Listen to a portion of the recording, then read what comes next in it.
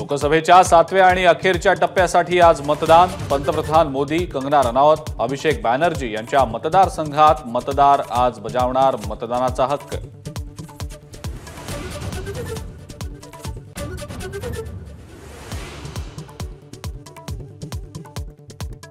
लोकसभा निवडणुकीच्या निकालाआधी आज सर्वात मोठा एक्झिट पोल।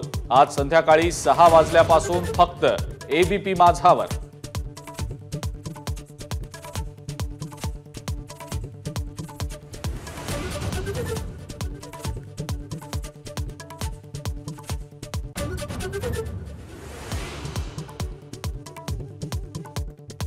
शरद पवारांच्या पक्षातला एक मोठा गट काँग्रेसमध्ये जाण्याच्या तयारीत। सुनील तटकरे यांचा दावा।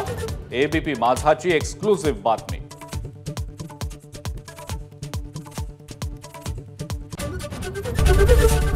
एबीपी माझा, उघडा डोळे बघा नीट।